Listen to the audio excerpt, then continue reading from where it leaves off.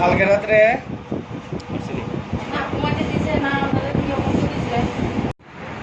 আজ 22/9/2024 তারিখে পশ্চিম গনকির থেকে আমাদের কাছে একটা রিটেন কমপ্লেন আসে যে 5 বছরের একটা মেয়ের সাথে নাকি শারীরিক নিগৃহ হয়েছে।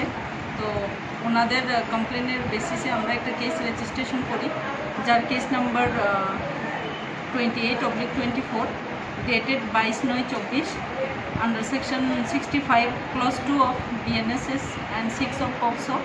অ্যাকর্ডিংলি রেজিস্টার করার পর আমরা কেস ইনভেস্টিগেশন স্টার্ট করি এবং ডিউরিং ইনভেস্টিগেশন আমরা যে অ্যাকিউজড পার্সনকে অ্যারেস্ট করি। অ্যাকিউজড পার্সনের নামটা? অ্যাকিউজডের নাম রাজেশ দেবনাথ, বাবার নাম লেট রবীন্দ্র দেবনাথ, বাড়ি সোনাতলা।